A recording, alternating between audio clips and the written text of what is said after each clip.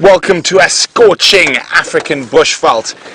It's supposed to be winter, but it is 35 degrees Celsius, about 95 Fahrenheit, and we're in search of lions and leopards. This is Safari Live.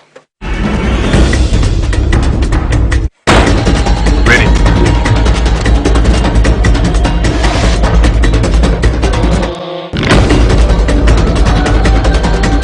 Standing by.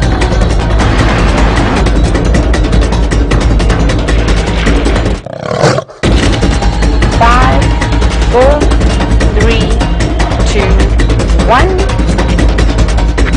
You are live, you are live.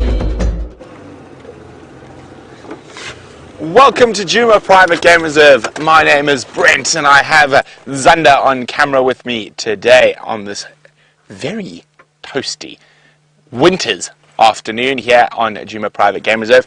Now, very exciting. I did mention on the Sunrise Drive that we have a good friend of mine trying out to be a presenter. Her name is Ali, and she's got Dave, Dangerous Dave, the objectified dish, who's back from extended vacation. So good to have him back. Vian's taking a few days, and then in final control we have Kirsten and Louise, or Kirsten and Rebecca. Well, I'm sure they're all just fluttering about there like final control ladies do. But on the Sunrise Safari, James had that fantastic sighting of the Nkuhumas with 2 Birminghams on a buffalo kill.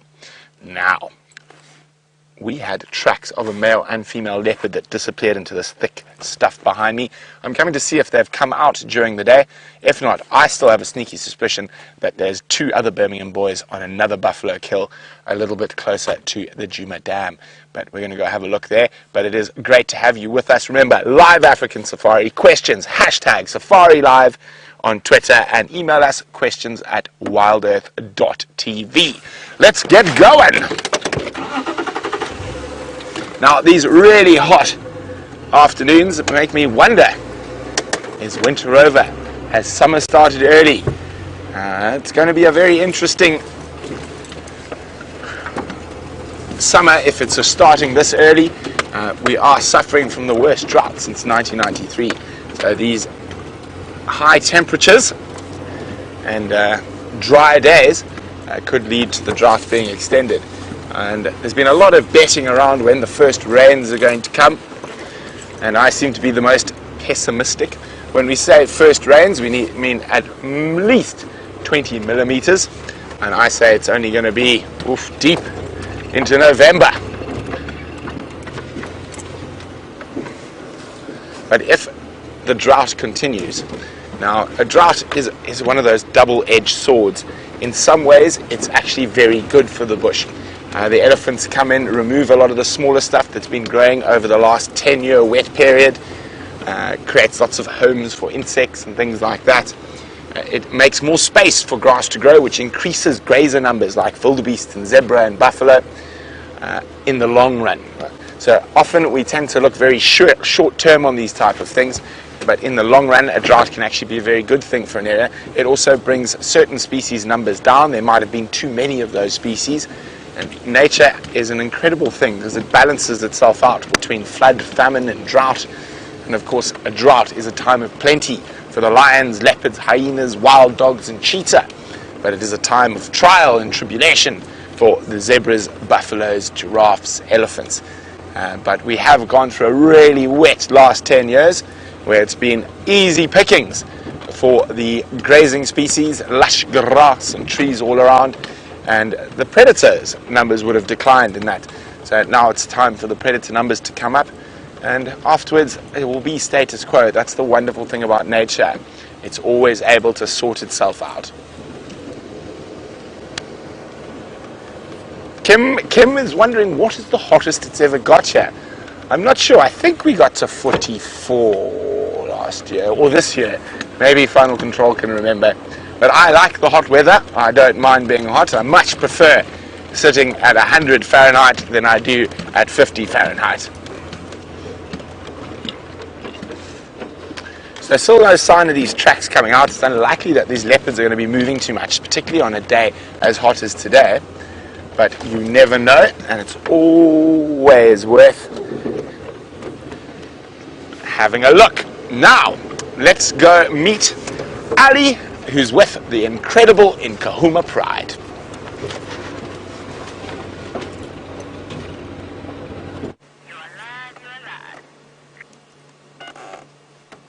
Hello and welcome everyone. We're spending some time here with the Nkuhumas, their cubs, and one of the Birmingham boys. My name is Ali. Nice to meet you all, and I'm here doing my very first interview drive with you guys, so I am a bit nervous at the moment. So you can probably notice it by the shaking of my voice. Do not tell Brent, because he will tease me non-stop. Anyway, he decided to be a gentleman and a good friend, and he allowed me to come here and have a look at this wonderful cubs in this pride, who this morning, I believe, they managed to knock down a fully grown buffalo. So they're all now just lying in the shade. It is quite hot this afternoon. Doesn't feel like winter is here anymore. And they're busy now all resting in the shade. As you can see, you can only just feel a bit sorry for them. They are very well fed, but they're all busy panting. They're breathing very, very quickly, and this is because they are very, very hot, despite the fact that they are in the shade. So if you see the stomach of all the females, even that one that's just busy feeding the cubs, she's also breathing very, very quickly. So while we've been here, they've been moving around, going onto areas where the sand is a bit cooler, just in an attempt to wait for the sun go down to then possibly go and feed on the buffalo again. It would seem by my count that all 8 cubs are around here. This is only the second time that I've actually managed to see them, and it's good to see that they're all still doing very well and all still around.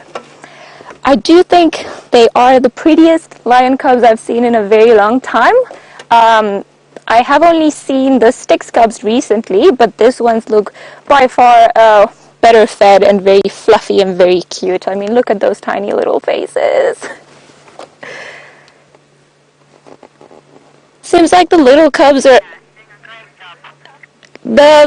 it seems like they are just a bit more energetic than the adults, just moving around. They've been getting up and trying to suckle from different females at the same time. So 3 of them, oh, well, maybe now just 2 of them are busy feeding. And the rest of them are either playing with little twigs or also just trying to cool down and just not be as hot. It does seem like the cuddles are a bit too much in this weather.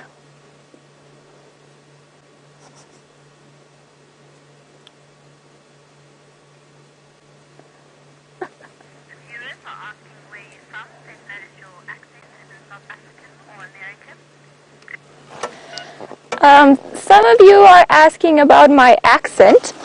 It is a very big combination of things. So I am originally from South America, where we learn the American English, or we learn English with the American accent. However, I've been living in South Africa for about 5.5 years now, so I've also picked up a bit of the accent. So I don't know, it's a bit of a combination. So you guys can tell me what do I sound like, because in my head it's all in English, and I am a native Spanish speaker, so it's all very new to me. Sounds very different in my head. So that is where I'm from. Came all the way just to be able to appreciate things like the one that we're viewing at the moment and just enjoy the general beauty that Africa has to offer.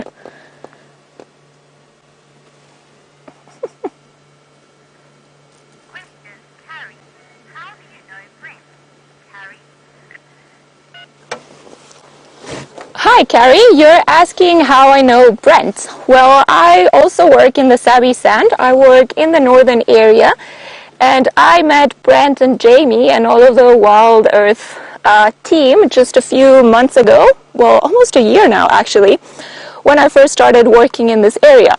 So we became very good friends. Me and Jamie actually joke around that my partner Tristan and Brent are each other's boyfriends because they have a bit of a bromance going on. So we obviously then became very good friends, being very interested in the wildlife, all of us being guides and just enjoying this general thing. So yeah, that's how I met him just about a year ago, and we've been friends since.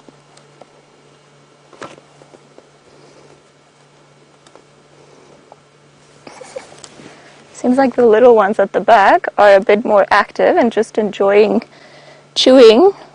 It would seem like a little piece of branch or a piece of twig that they had earlier on. Maybe they're just giving up on their little game. Oh no. Just as you say, there's always somebody that's got to prove you wrong. I think he's just not. Yeah, he is a bit more energetic. I don't think he wants to take the general nap as the rest of the pride. But they keep moving around, going on enough. When we first arrived, like I said, one of the females was actually busy chasing the vultures that are coming down on the carcass because they've been spotting it.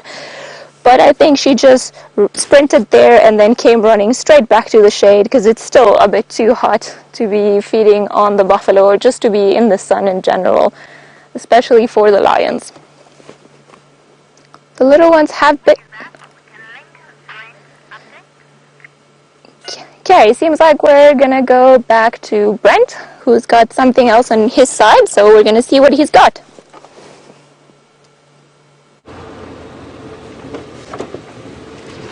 I've got a wonderful bumpy road in front of me, so I'm not going to spend too much time. I can see that the leopards haven't come out of that area. Herbie's going to be out a little bit later when it's cooler, so he's going to be able to traipse around and hopefully find those leopards for us. Now, what really fascinated me this morning was all the vultures around the aptly named Vulture's Nest Road. So I'm going to go have a look, see if we can still see the vultures. If we can still see the vultures, my little theory that the Birmingham boys that are missing from the Nkuhumas might have another buffalo kill in here. With all the pandemonium that was going on last night, it's quite possible, because I had lions right up against our fence. Zander, was that your first male lion close to the house? Zander tells me this morning, no man, it sounded like the lion was in our garden. So literally our windows were vibrating. So from my bedroom and Zander's bedroom's next to mine, the tracks those male lions were about 15 meters, and they were roaring but non-stop. Oh, hello, it's Gerald.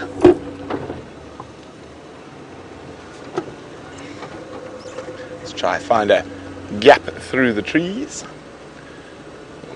Maybe a bit further forward, I think, is going to be better.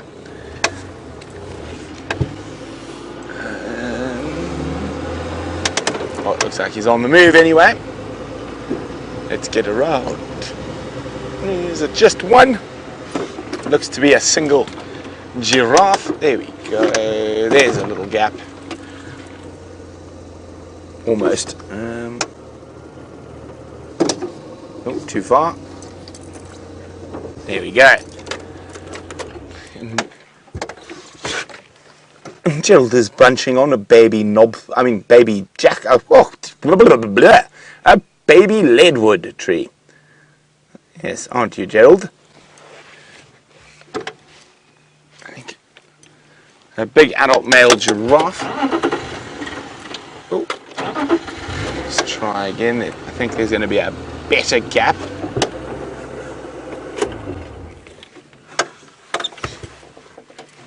Hi, Haley. Haley is wondering, is it easier to find animals during winter or summer?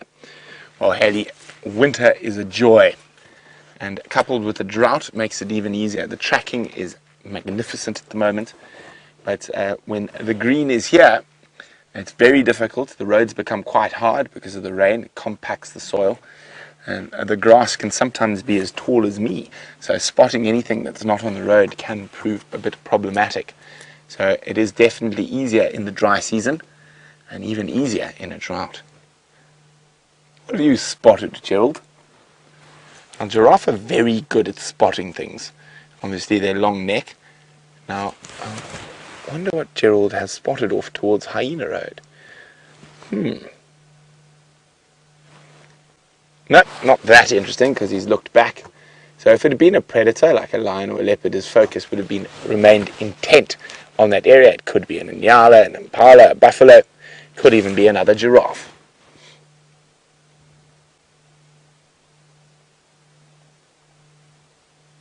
We're going to leave Gerald to carry on, moving through, but before we leave Gerald, let's see who's grey. Oh, right next to us. just pounced on an insect right next to us. A lilac-breasted roller. What do you got there? Oh, he's got a, was that a grasshopper or a piece of stick? Oh. Look at those magnificent colours of a lilac-breasted roller. Well, off it flew. But what I was going to say is, now, can you believe Gerald the giraffe, or giraffe, have had an influence on space travel? Okay. Very strange thing to say. So, who out there can tell me what specific thing that is used in space travel and hypersonic travel was developed based off a body part of the giraffe? Who can tell me what item that is used in space travel and supersonic travel was designed off a design that came off a giraffe? If you know that answer, I'll be very impressed. Let me know, questions at WildEarthTV, or use the hashtag SafariLive on Twitter.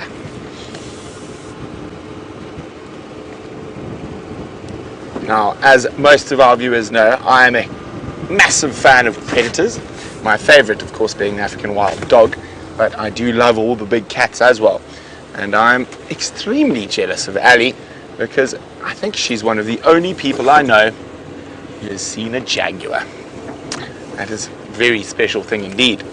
Now, I do not see any vultures. Do you see any vultures, Zander? This is where they were this morning. Maybe it was a baby buffalo that was scoffed down in quick. But we'll keep checking for tracks and see what else we can find on this beautifully warm winter's evening. In the meantime, I don't want to keep you away from the incredible Inkuhumas with Ali.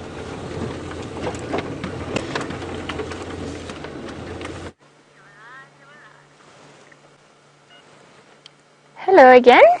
Here we are with two of the females that have raised their heads, and it seems like they're looking at the vultures flying up in the sky.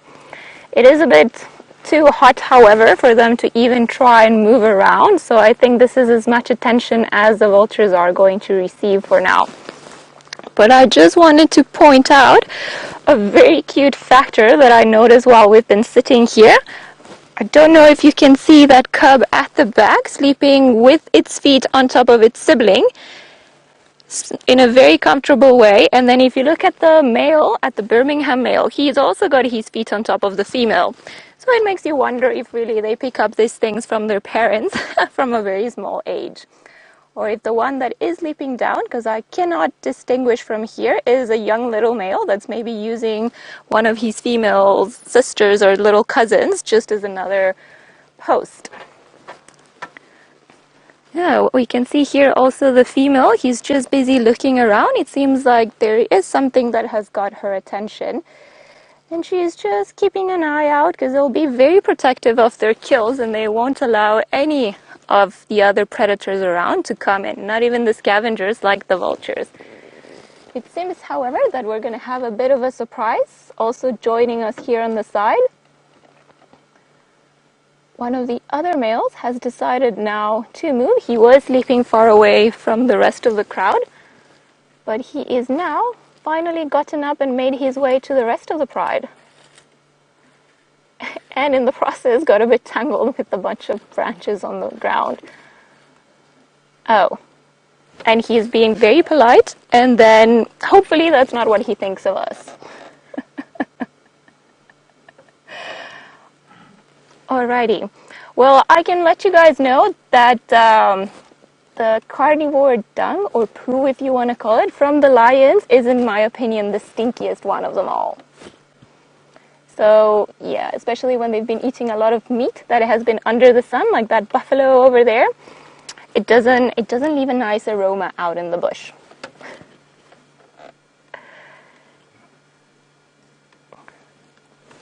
All right.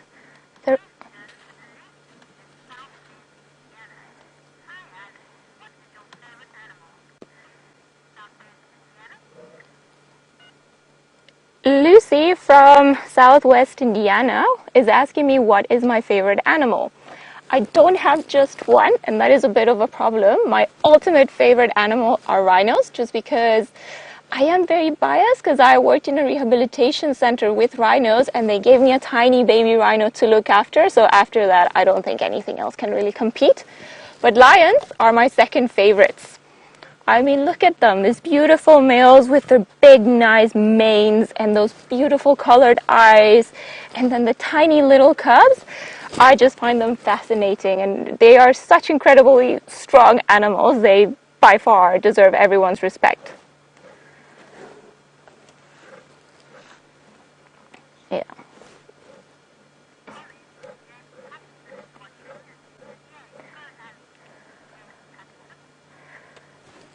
Thank you, Jamie Patterson, for the yay.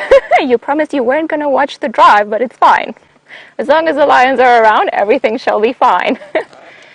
Funny enough, the first or the only drive that Jamie and I have ever shared was watching the Nkuhuma lions. She is the one that brought me to see the tiny little cubs not too long ago, and it's the first time that I had ever seen them. So, yay! Thanks, Jamie. It all worked out in the end.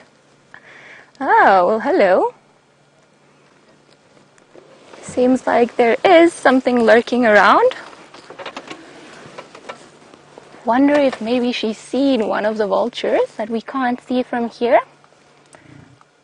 And she's going to investigate just to make sure what's happening. Ooh, there goes the male as well. And you can see a vulture there, but I think they are a bit too full and maybe a bit too hot to run to the kill. Or maybe the male has got different intentions.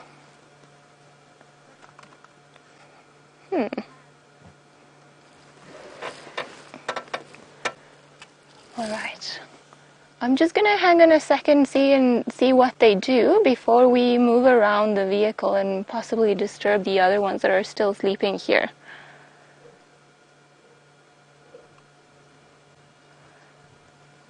It is funny, it almost looks like this male is looking to mate with her, or maybe even preventing her from getting to the kill.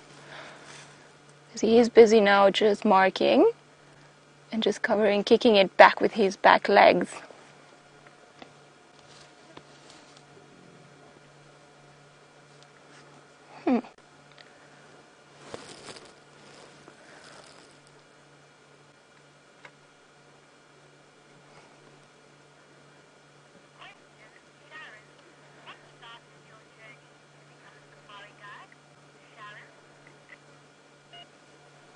Hi Sharon, you want to know how what got me started into my safari journey. I don't really know, if I can be very honest with you. I came to South Africa initially just because I wanted to volunteer for a little while. I wanted to come to Africa and see the wildlife and experiencing being close to them, because I always had this fascination for Africa. I have no idea why. And then when I got here and started working in the Wildlife Rehabilitation Center, I started hearing about all the different opportunities and all the different things that you can do, or the jobs that you can do, to work close to the wildlife. And one of them was obviously becoming a safari guide. And to me, it just seemed like the perfect thing, because I had dealt with animals, wild animals in captivity, and the process to rehabilitate them and put them back in the wild. So I knew everything about the captivity. Well, not everything, but I knew a bit about the captivity, and I wanted to see those same animals doing what they're actually supposed to be doing and in their environment that they're supposed to be being in. So that's pretty much what got me into it. Seems like the lions over there are having a bit of a interesting fight. I think the male was actually preventing the female from getting to the kill, and she growled a bit at him. Even I think maybe there was a paw flick, and he wasn't too impressed about it.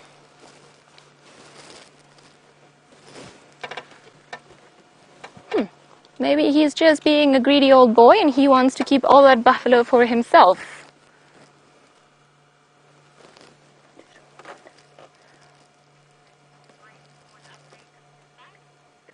Alright, while we try to figure out what the boy wants with this particular girl. We'll link back to Brent and see what he's got on his side.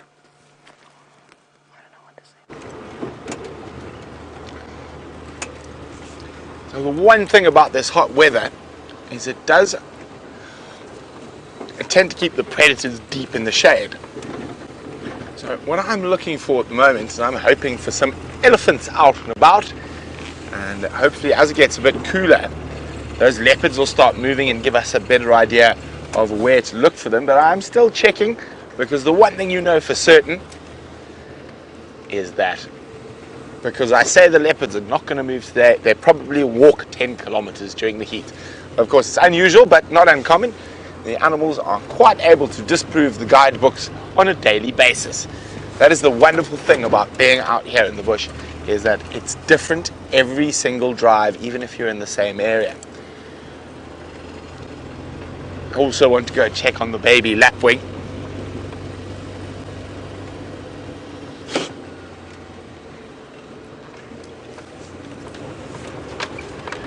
Well done to Judy H on the giraffe quiz about what piece of an astronaut or a supersonic jet fighter's equipment was designed based off a giraffe, and it is correct, a compression suit or a G suit. Now what happens is that if you look at a giraffe, being so high and having such long legs, that they've got very, very tight skin on their legs, and that's to stop too much blood going all the way down. So with astronauts and pilots of supersonic planes, that same problem happens because of the G-forces. So they've got a suit on their legs and on their arms or on their whole body that is designed, and it does the exact same thing as a giraffe's skin does on its lower legs. They're absolutely incredible that there are so many ways where animals out here have affected modern science. So that whole no design is truly unique, and there's something out there that's probably done it before, and normally it's nature.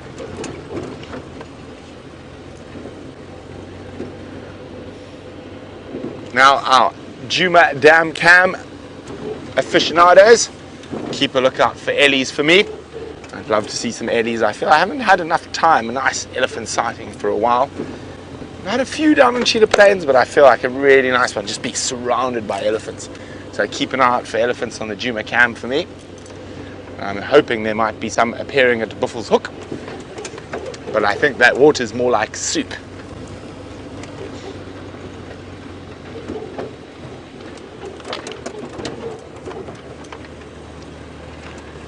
Hi, Aaron in Florida.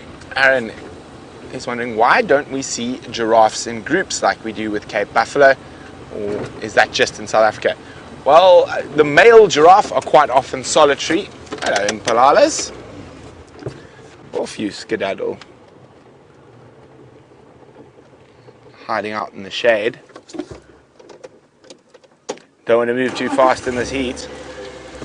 So Aaron, giraffe do occur in herds. Generally, you'll have herds of females.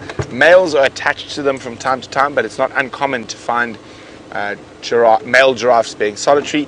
We were on Cheetah Plains a couple of drives ago. We saw 7 giraffe in a group, and the biggest we've seen on Djuma as well was also 7. So I just got to be on the game drive quickly. Afternoon orbs, just one station with Nkuhuma is off Aubrey's Road. I'm checking around Buffel's Hook Mati at the moment. Just one in Vubuya, and no other updates.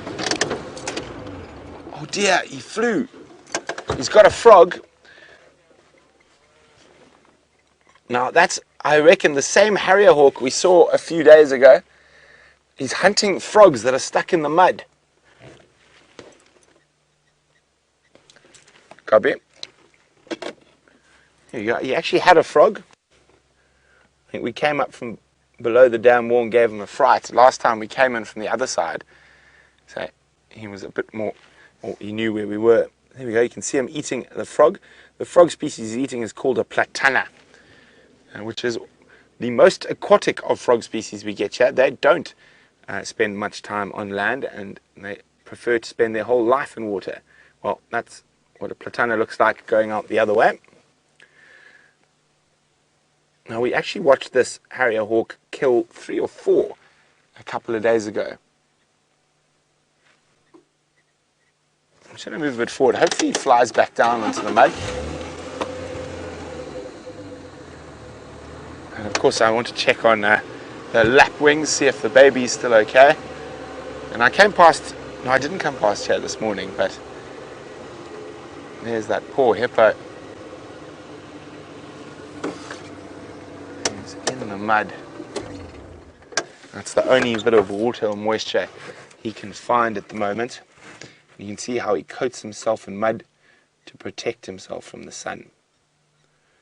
So it's very difficult to age a hippo when he's coated in mud like that. It's either an old boy or a young boy. So not dominant enough to dominate the water holes that have got lots of lovely females, and the bigger water holes, so they're pushed off to these peripheries where there's not much water at all. Now when this water dries up, he'll start sleeping in the shade in the little riverbeds to try escape the sun.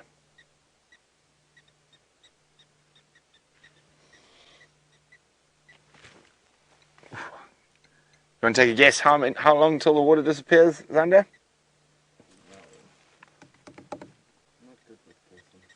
10 days, I think, and there's not going to be any, it's just going to be mud. Now that Harrier hawk looks like he's thinking about coming back.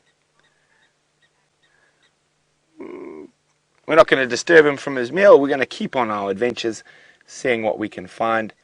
And from one bird of prey to another with Ali.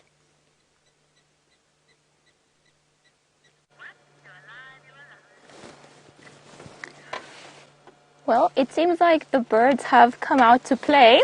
We are looking here at a hooded vulture. That's probably the reason why 2 of these lionesses were looking up early on when we were watching them.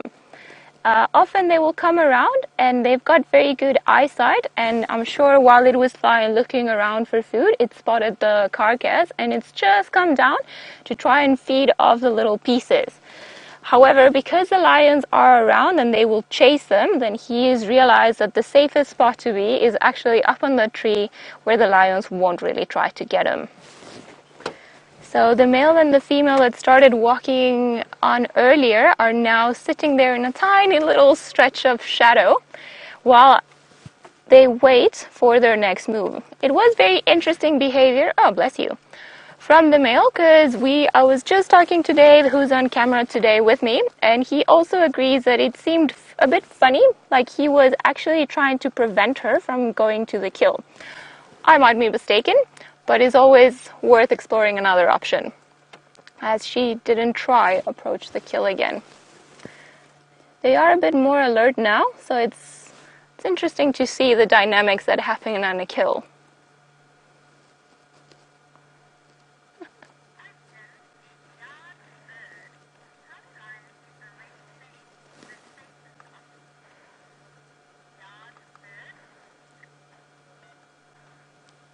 Sorry, I couldn't catch the name, Kirsty, in Final Control, but one of the questions came through of how yard bird, you're asking how they manage to get the red stains off their face.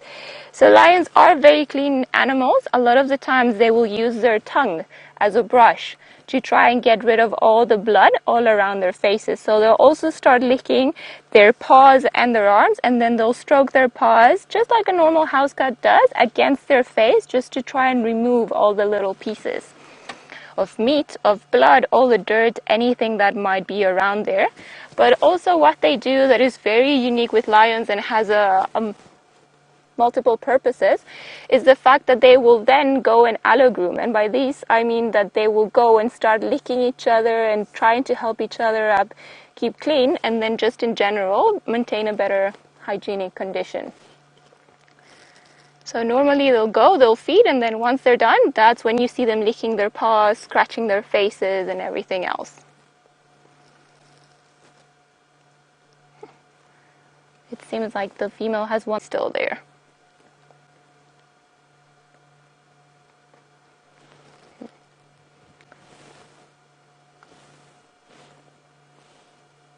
the other female. Just, I don't know if you can just see it from there. So we had two that came around and started moving while the male and the female were moving around here just to get a bit closer to the kill, which is just to the right of this female. But she is still keeping her head up, just keeping an eye out on that vulture, making sure he doesn't try too much.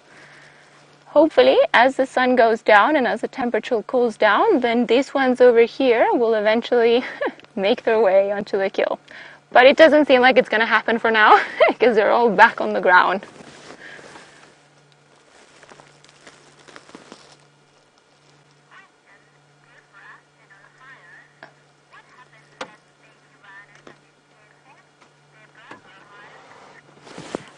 Hi, Deborah from Ohio. You want to know what happened to the little baby rhino that I was looking after. His name was Bobby, and unfortunately it died. It is a very sad and tragic story. I know I cried a lot, like bawling my eyes out when this happened. But baby rhinos are very susceptible to ulcers, stomach ulcers. They need a very particular milk formula, and they get stressed very easily, so they need to be accompanied all the time. And unfortunately, it happened so that Bobby didn't survive. It was horrible. I was crushed, but then also it just gave me a better appreciation for all of the ones that are still alive. So whenever I see a tiny baby rhino, I can't help but make the rhino noises that they make, because for such a big animal, they make very, very high-pitched noises. And you know, my heart just goes all warm and fuzzy inside when I see them. So yeah, not a happy ending, but it worked out in the end.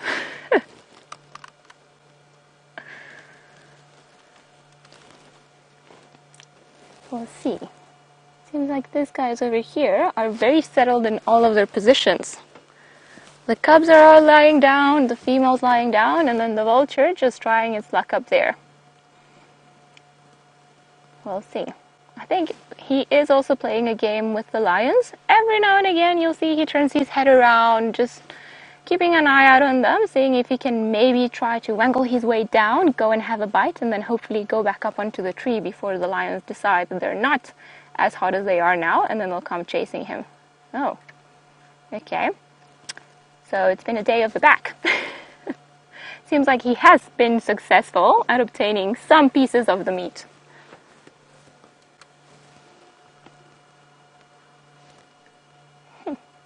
Turning around, facing the lioness. I think he's assessing if he can go down.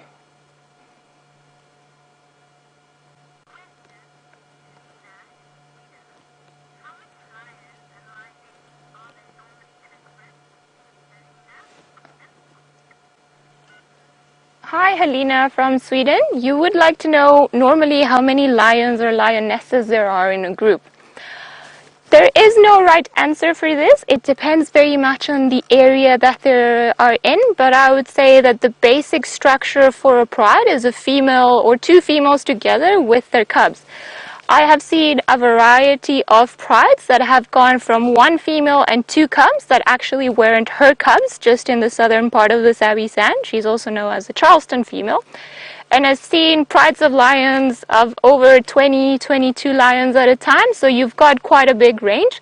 Normally what would happen though, if the pride is very big, so if it's 10, 15, 20 lions, they will split up at a time just to be able to get hold of the different resources, because you can imagine if it's a very big pride, it is very hard to find enough food all the time for them to feed on. So at the moment here we've got the 5 lionesses, the Nkuhumas, and then we've got 2 males, the 2 Birmingham boys, which gives us a total of 6 fully grown lions. Sorry, 6. And then we've got a bunch of cubs, the 8 cubs. So they've managed to bring down this buffalo last night. It seems like they haven't eaten that much of it yet, but I doubt that they'll be here for more than a day or two. Especially if they leave this carcass here out in the sun. Normally they will try to drag it onto an area where the meat won't rot as fast as it will. But even sometimes if the meat is very rotten and smelling very bad, they will still eat it.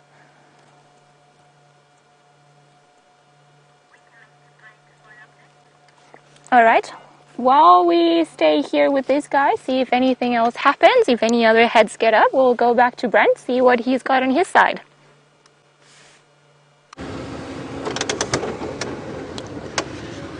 Well, it is so toasty that I'm going to do what all the animals are going to do, and I'm going to head towards a water hole that is not smelly soup like Buffalo's Hook. I'm going to go see what's happening around Djuma and Gallagher at the pans, and hopefully, I'm hoping that while we're making our way towards there, so will some elephants be.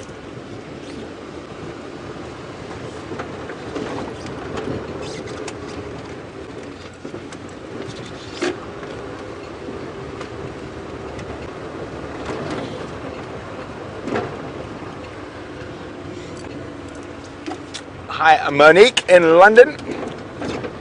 Monique's wondering, how long do I think a hippo can last without water? Well, that depends. Without drinking water, without water to lie in. Now, I know hippos in southern Tanzania that spend their whole dry season out of water, hiding in little gullies, almost just like this one we're about to drive past, where there's big shade, and they are able to last a year or two sometimes without actually being into water. Of course, it's never a full year or two, because when the rains come, there are little puddles around. But without drinking water, they wouldn't last too long. They do need, but the problem is when there's no water, there's no grass. And most animals die of malnutrition rather than thirst, because there's probably always a little bit of water around, but there's no food around that water. And that's what really gets them. I'd probably say with a combination of no water and no decent food,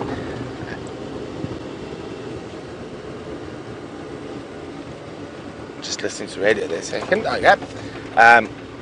Without water and without decent food, I reckon maybe not more than 2 weeks.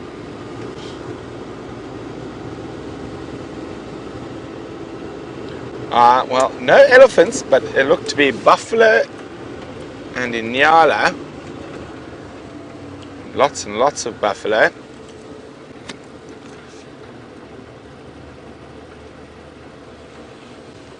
Okay. Now let's just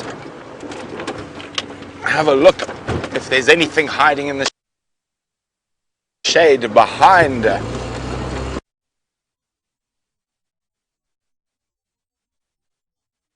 on here.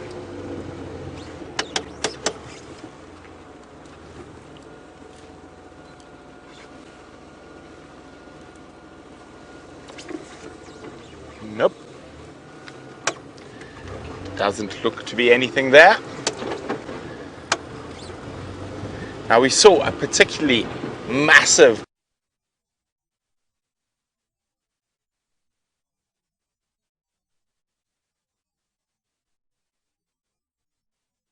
old boy, but the one thing is, the real judge of sort of buffalo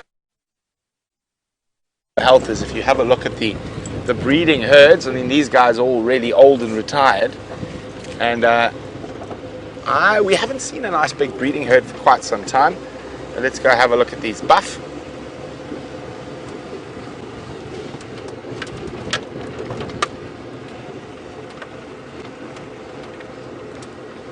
It might not be too long before the hippo decides to join them in here again.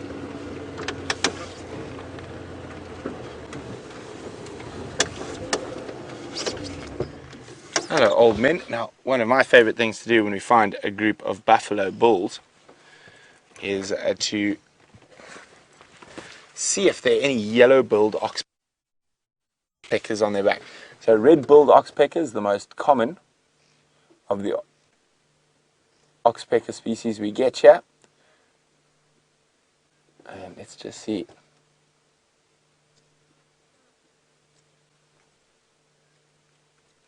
Yeah, no yellow bulls, but lots and lots of red bulls and juveniles.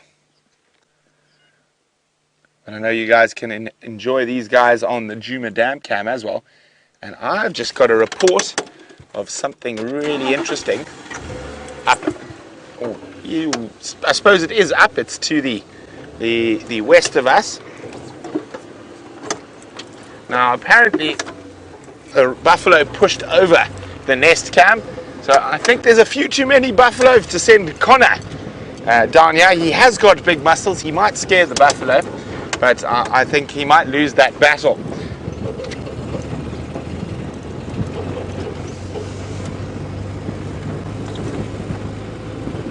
hello, Warthogs.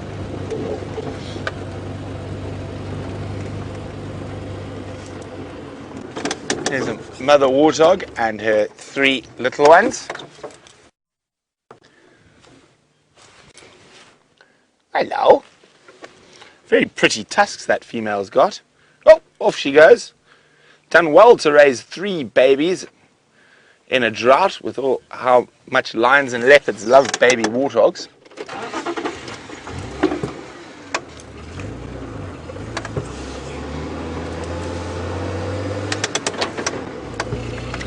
Okay, I've heard about something off to the almost due west of us, so I'm going to make my way there.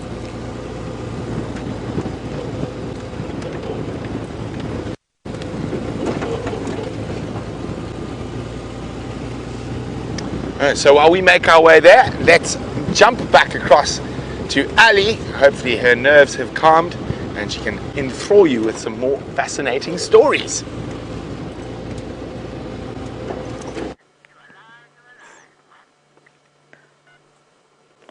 Just another peaceful day in Africa. These cubs, surrounded by their mothers and 2 of the males, they have really very little to worry about other than just passing the heat of the day. Oh, seems like one of them has got their head up. I wonder. Maybe it's a bit of a fly that's bothering him. Maybe, oh, nice big yawn and those big teeth. Alrighty. Well, it seems like somebody's up. Just like a cat. You see, how similar is that to a house cat? Probably just about the same size. But just a bit naughtier than the rest of them. I think he is, or she, it's either trying to look for a different spot where there isn't so much sun, and possibly while doing that, just trying to see if anybody else is awake trying to play. Ah, well, hello. Seems like the flies have been quite irritating. I have counted over 20 of them around. I don't know if you can see them on the screen on its belly, but they're all flying around there and they're becoming a bit annoying for this poor male.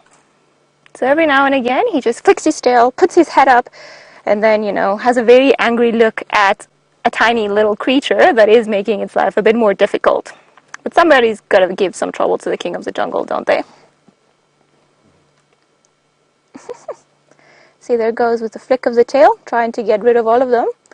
And he has got a very scarred face. I had never seen them so up close. I think I have only seen the Birmingham boys once before, and they were pretty much doing the same that they're doing now. As you, or some of you may know, lions tend to sleep quite a bit throughout the day. And now that we're heading into summer and the days are starting to get a lot hotter than what they used to be, well, they're going to be spending more and more time sleeping just to try and not overheat. And just pass the heat of the day, and they'll go hunting and patrolling and marking their territory as they move around. Some of the females have moved a bit more.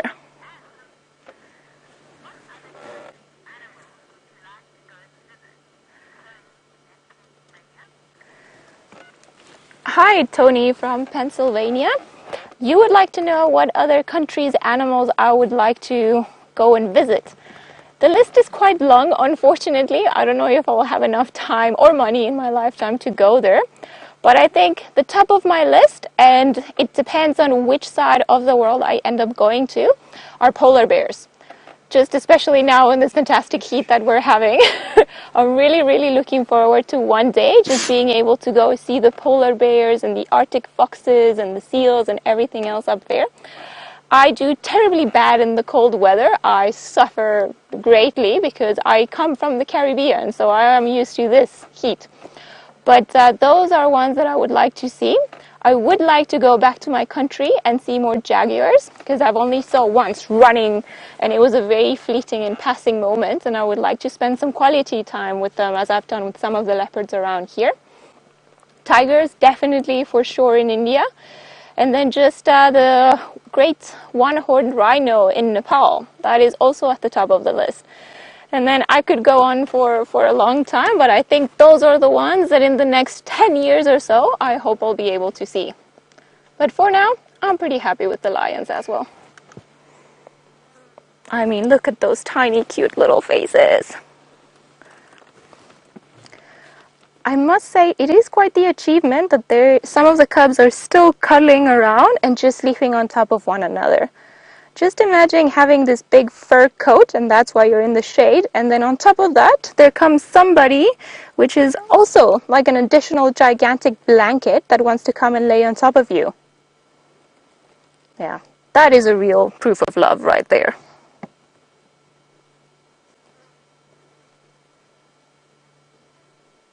All of them panting.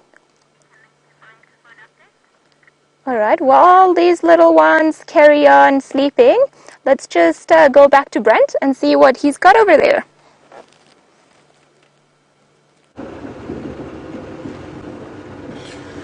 I'm continuing my search for elephant, but very, very unsuccessfully.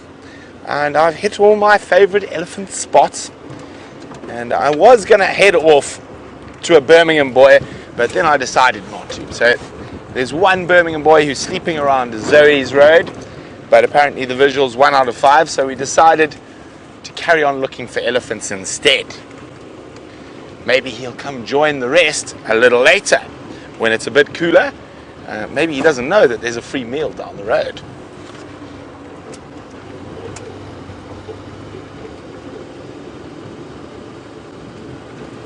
Okay, so where haven't we checked? We have not checked Sydney's waterhole yet, so let's go there.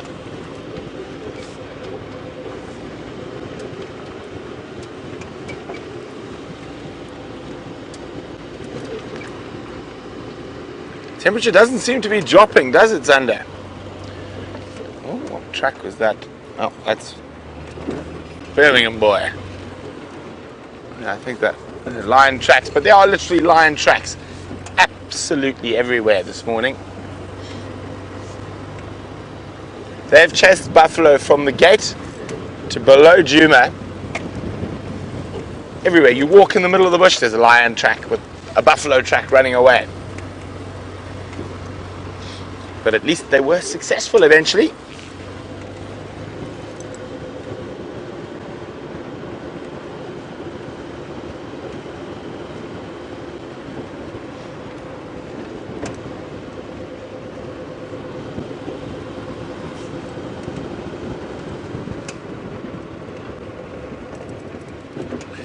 Now, for those of you who might be new, remember we are on a live African safari.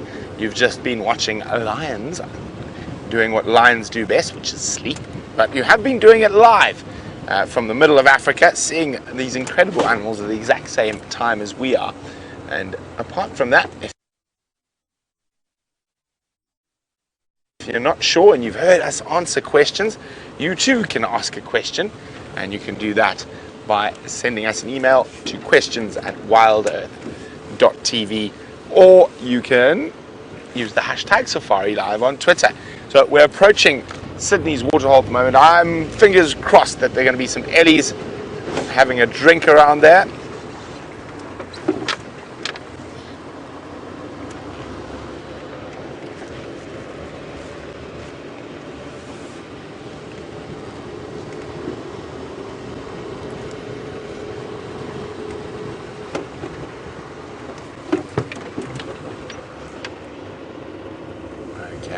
Fingers crossed.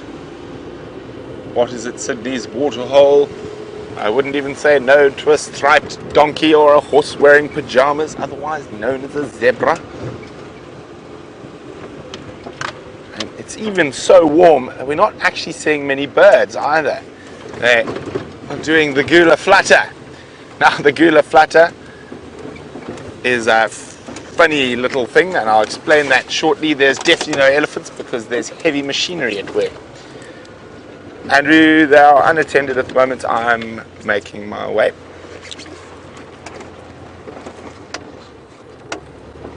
Oh, Duiker. Stand by one. Where'd he go? A very quick Duiker. Oh. Okay. There it disappears. It's gone. Very quick. Little Duiker. You got to be when you're that small living out here, where everything wants to eat you. Andrew, make your way straight there. There are no stations currently with Nkuhumas. There he is, hiding in the shade.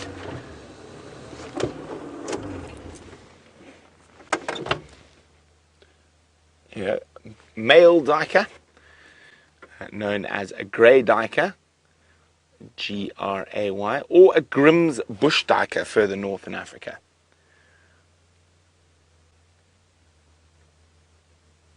One of the only antelope species in our area that has been recorded hunting and eating baby ground nesting birds and their eggs. Now, forest Duiker species do that quite often. We're going to keep moving on, see what else we can find, and while we do that, let's go see how Ali's bumbling about is going.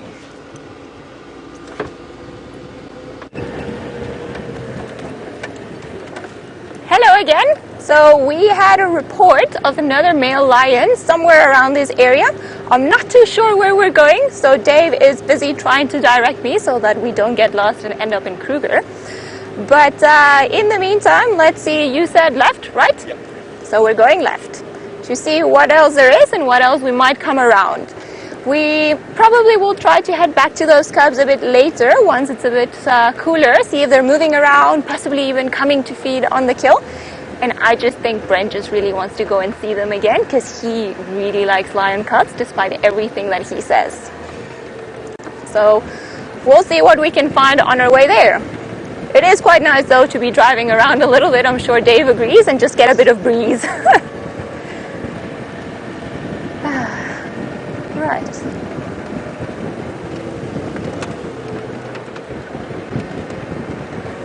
Alrighty.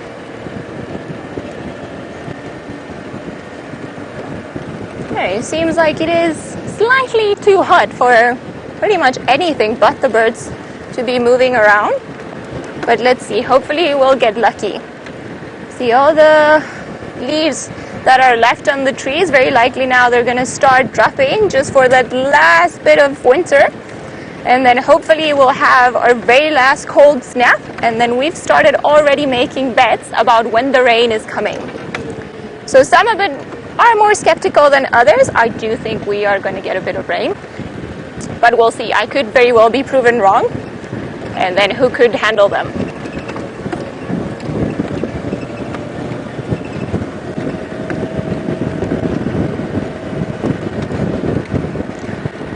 Hi Larissa, you would like to know if I like birds, reptiles and insects. I like them all. I would say my favorites are mammals and trees, but I do also enjoy birds. I have a bit of a relationship with some of the insects. I think that the dung beetles are by far the coolest little insects that there are out there. And the reptiles, I'm not too sure about. But overall, I like them all. Are we supposed to go there? Okay. Alrighty. Alright. It is always a bit nerve-wracking driving on a property and not knowing where you're going. But Dave, if we get lost, this one's on you.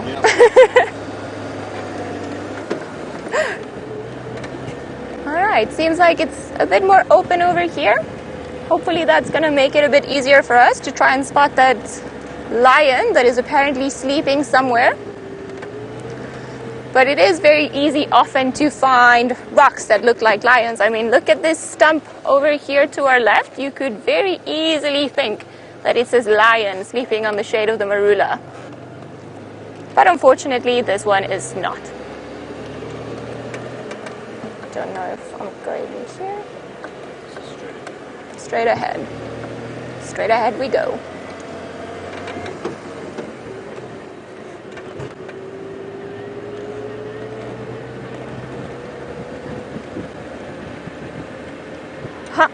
Hi Don, you would like to have an update on Shadow and her cub. Unfortunately, I've got none. I have heard reports that someone saw the cub not too long ago, but I am not too sure and I can't confirm or deny if the cub has been seen. I personally have never seen it, so I'm not sure if it's even real.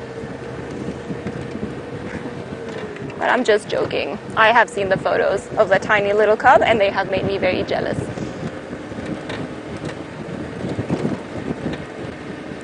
I think that is an open area.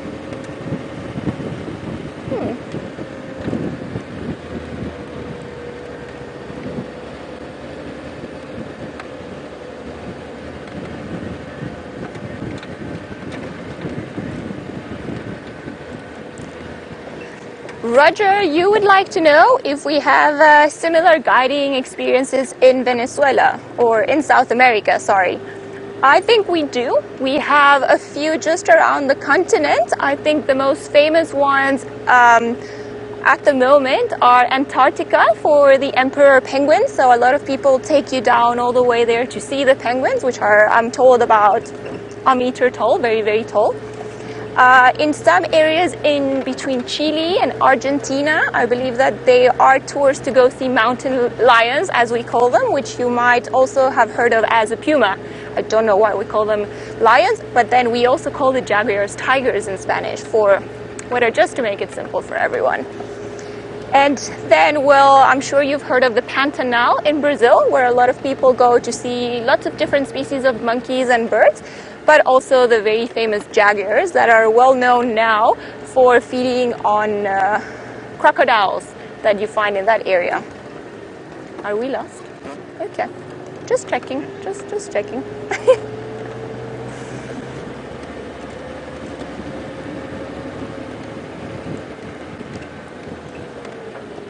Right. Some tracks around the road. Seems like we've had some antelope moving around. But we shall see.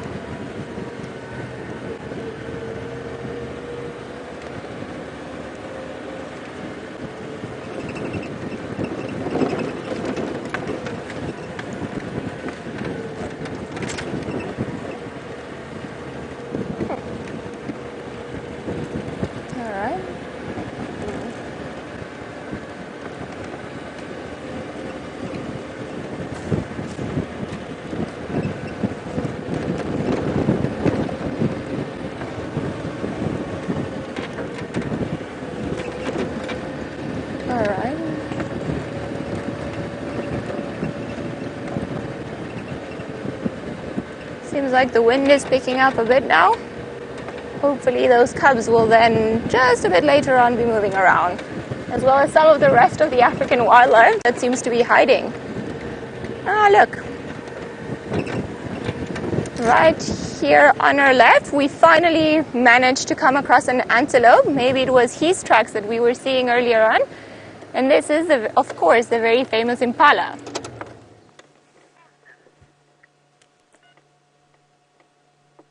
Right, so it would seem that he's looking in a certain direction. I'm not too sure if maybe he heard another impala around, or if he's maybe even potentially, hopefully we're not too far away from that lion.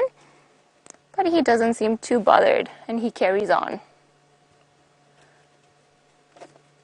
Normally we can find the males in a little group, so I also wouldn't be surprised if the rest of them are just in that direction where he's looking at. I think maybe if I just go a bit forward, you'll be able to have a better look. Oh no, now he's moving.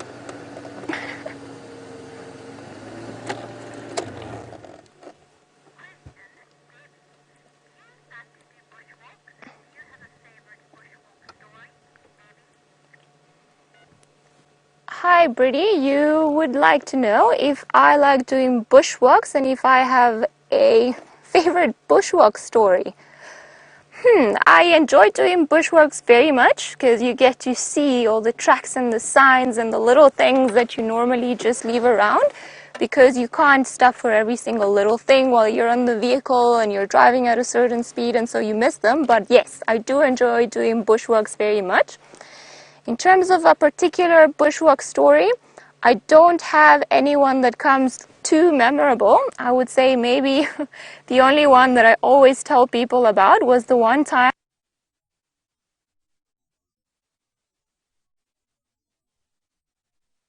Nothing wrong with it. Right, seems like our Impala friend has left us, so we're gonna also leave him behind and carry on and see what else we can find along the road.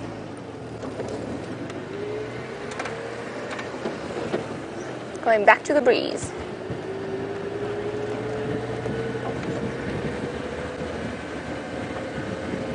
I don't know if I should reply. Chris just said to me from Final Control that you guys are encouraging me and saying that I'm doing okay. So thank you, everyone, because I am very nervous. So that helps me a lot. It's just in this area. Just in this. Because that's the Balanites. Okay. Okay. So the report is that there was a male lion sleeping close to this big tree over here. So it's one of the few green trees around because not too many things are eating it at the moment. So we're just going to scout around and see if we can find it. If you do see it before us, just let us know.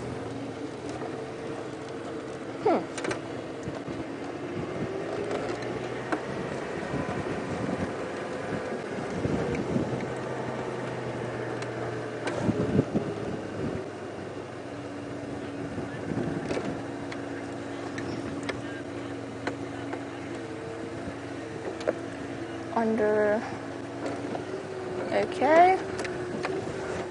Going that way? Okay. Seems like he's just a bit further down the road.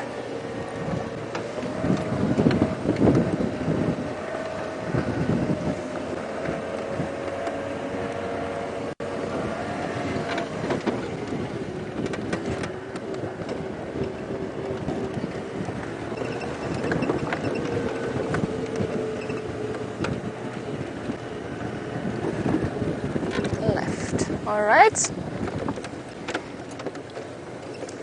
Well, this is somewhere around here. We're supposed to find this beautiful male lion, but we'll just scout around and see if we can find him. He is under a fallen tree, so that if we find a fallen tree, that might make it easier.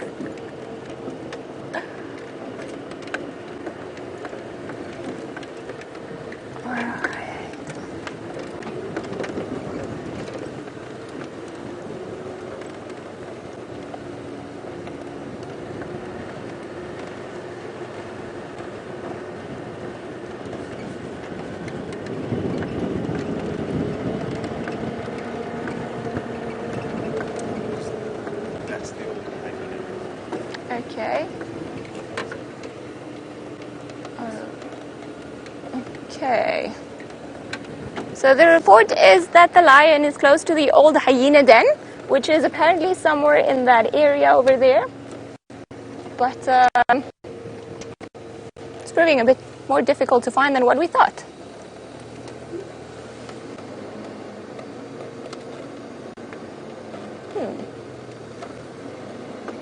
I don't know. I don't really know if there is a road around there. If not, we'll just get to the end of this road, and worst case scenario, we'll come back and backtrack ourselves.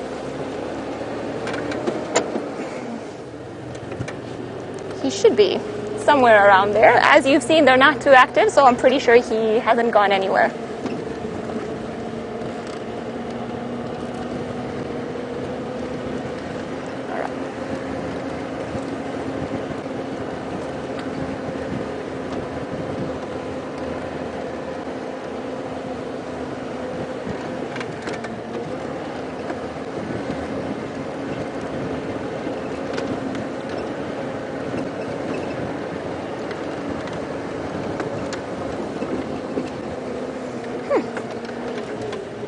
One of the reasons why there aren't too many animals around here could be because the male lion is somewhere around here and everybody's a bit more informed of its location than what we are. So I'm sure some of the antelope in the area have probably moved up should they know that he's here. Let's just see.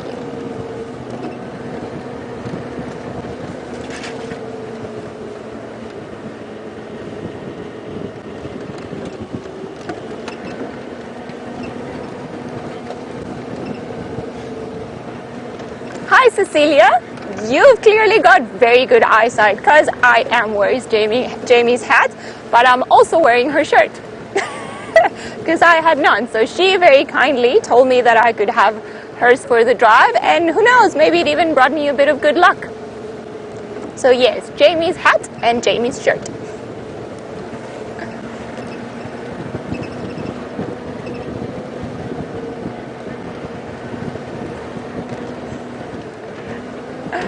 Hi Tasha. Well, the good thing is that me and Jamie have a similar size, and then I did put on her shirt, so who knows, you guys have good eyesight.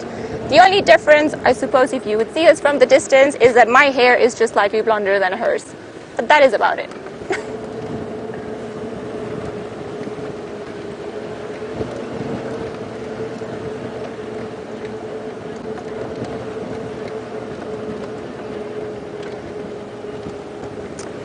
There is a question from Valeria. She would like to know what my most unusual sighting in the bush has been. And I'm not too sure. I would have to say that one of my most unusual sightings recently was actually mating skinks. I have never seen that before, and I got to see how the male started following the female and then eventually grabbed her and bit her and then just put it on. So it was quite distressful to watch from a distance. Also because it happened on the window ledge of the office that I currently work in. So that added to how unique the whole sighting was. But I think for now, that was by far the most unique thing that's been happening to me in terms of wildlife sightings.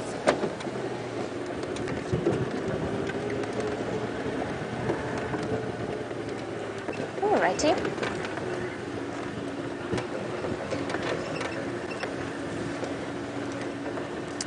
Lynn, you would like to know what my scariest sighting or situation has been on a drive. And I think the scariest one that I've ever had was once when I was driving. Normally the trackers sit there in front of us just to help us with the tracks and everything that we find. And as we were driving along, just at that time, a black mamba came from the other side and it raised itself because I think it just wanted to cross the road, and we just sort of happened to coincide in the same spot. But my poor tracker got such a fright, he ended up pretty much on the windscreen. But yeah, luckily it just was that, and then the snake went off its way with a big fright, and then we carried on ours, also feeling a bit shocked.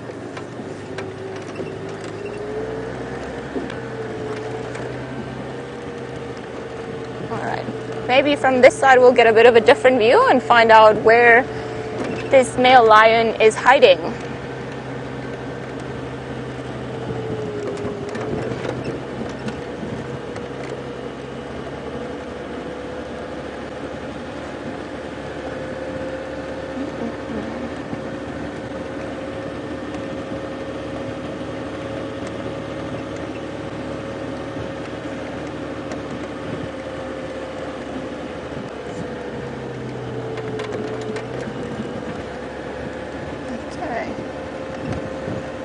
I'm just trying to scan under every possible tree and every little piece of shade just to see if maybe the lion is somewhere around here. I think the old hyena den is not too far from here. We saw it from the other side, so hopefully it'll be somewhere around there.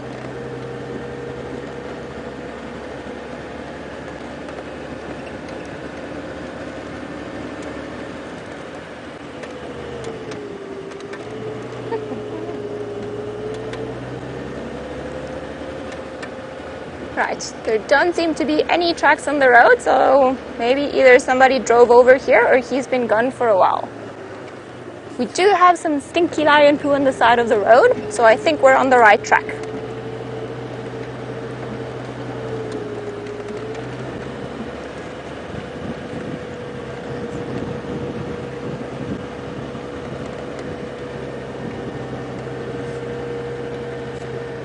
I must say, it is very beautiful in this area compared to some other places where I've worked. The amount of termite mounds that you can see as you drive along, because we've got here just up ahead on the right hand side, and there is another one just further down the road on the left-hand side, and they are so big and beautiful and just, well, the perfect place for all the cats to go on top and then just have a look and scan around to see what they can, if they can spot their prey or another potential predator.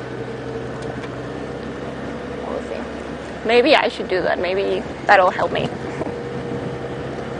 I am sitting on about 5 blankets because I am too small to see over the bonnet. So maybe I just need some height.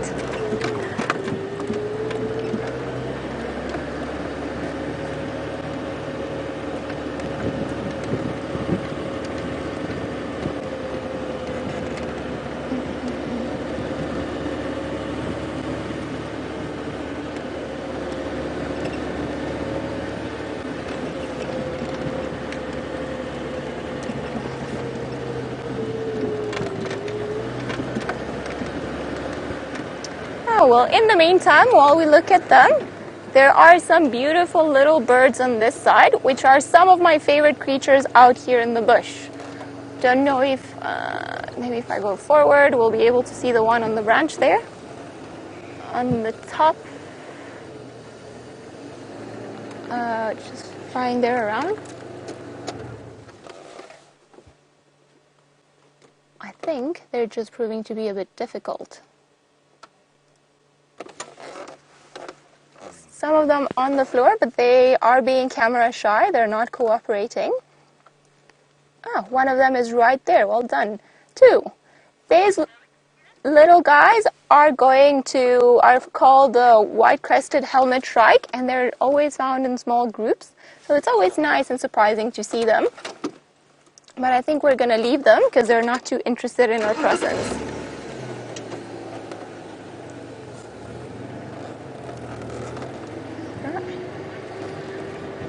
All right, let's, while we carry on and try to find this male lion, let's go back to Brent and see what he's got on his side.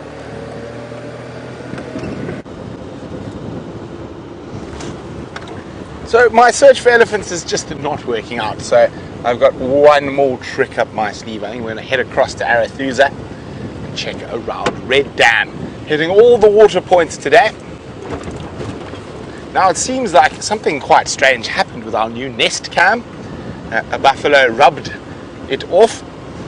Hopefully Connor will be able to fix it soon.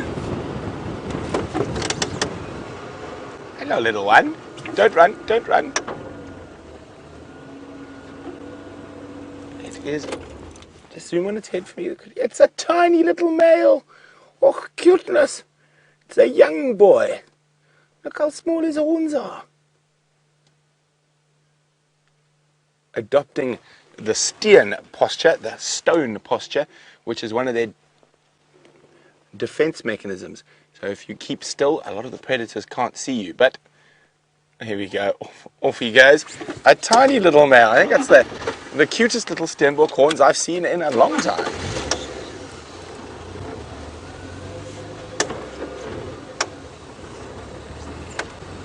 Well, it seems like the temperature maybe dropped a little bit. I think we're going to have a really spectacular sunset tonight. I think this looks like there's a big fire down to our southwest, and that always makes for great sunsets. Now, although fire can be quite dangerous and in the bush, but most of the bush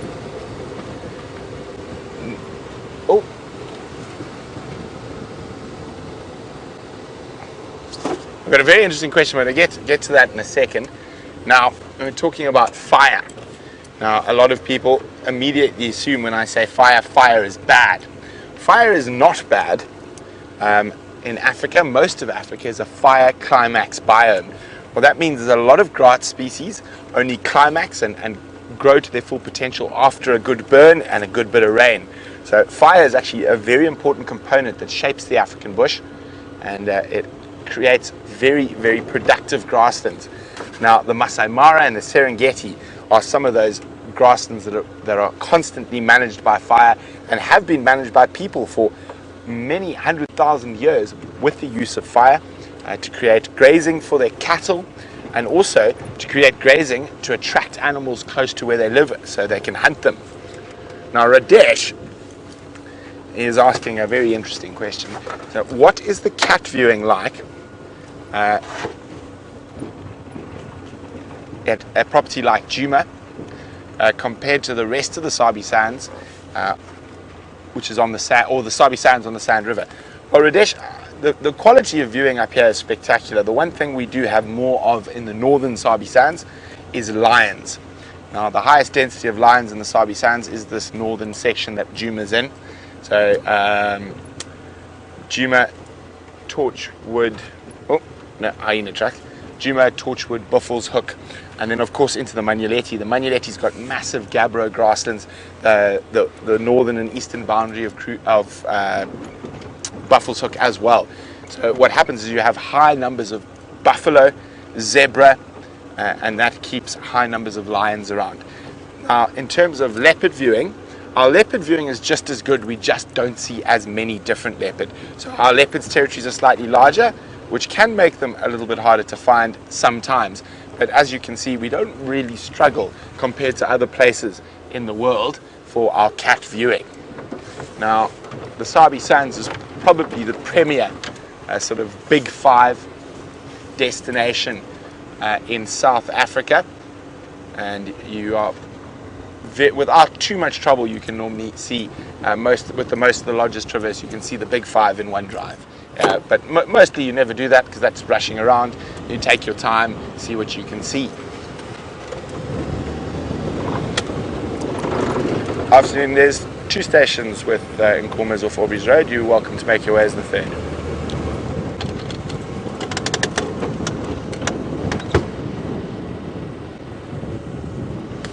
Okay, you can see this weird airy light that the smoke is causing. Let's see if I can get you a view of some of that smoke shortly. Now, what I think, just judging by the amount of smoke and the drought we're having, I think that's a commercial burn. So you can see it up next to the sun. You can see that line of smoke in the sky there.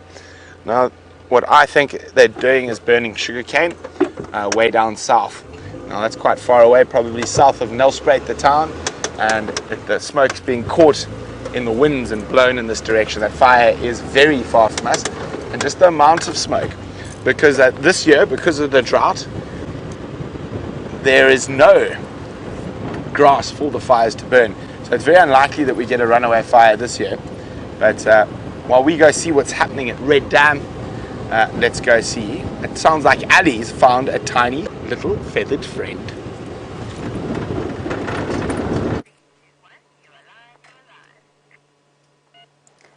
As we continue on our mission for this male lion, we have stumbled across something that is too cute. This is the tiny little chick for one of the Senegal lapwings that live around this area. I do believe that James was looking for these species yesterday just for his competition, but oh my goodness, we've found the tiny, tiny little chicks. Probably the camera doesn't do them enough justice, so oh, there we go. You can see the parents at the back. I would say they're probably just bigger than my thumb. So tiny, tiny little chicks just following their parents around, just looking for food and moving very, very fast. We almost missed them. We actually just saw the parents, and then all of a sudden, just on the side, this little creature started moving very, very, very quickly, and that's how we caught sight of them. But they are by far the cutest little things I've seen. Well, after the lion cubs. Very, very cute. They seem to be moving around all throughout here, and they are quite spread out, so I'm sure the parents are just trying to take them to different areas. They have to move a bit more because of the drought. I'm sure Brent's told you all about. There isn't enough food, so animals, and especially the young ones that are starting to be born now with the start of the summer, they're going to have to fight very hard just to be able to find enough food to be able to grow very, very strong and then eventually become adults and have chicks of their own one day. This is just so sweet. They are so small, I reckon I could put them all in my pocket, all of them. We counted 5. I'm not too sure if it was 5 or maybe 4 of them, but wow, these are by far the tiniest chicks I've seen this summer, and I'm very excited because it means that we are finally not cold anymore. Now we're gonna get to complain about being too hot, which is always better. Let's see, we're gonna try to go slightly forward, see if maybe we can get another view of them, but this might just scare them off a little bit, so just hold tight. We'll see if we can see them again.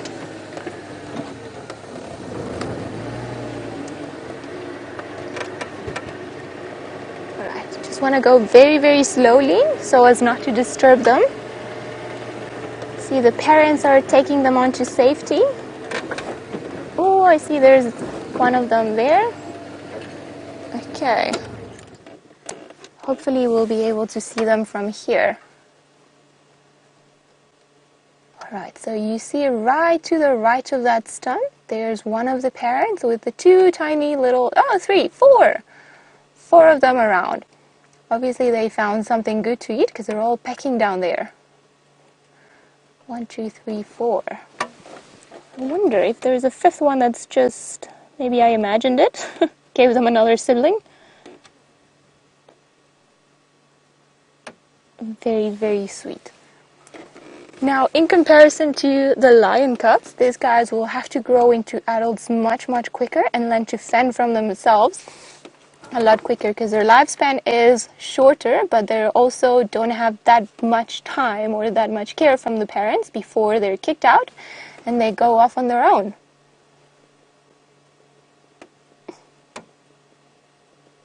Oh, I can't believe these things are so sweet.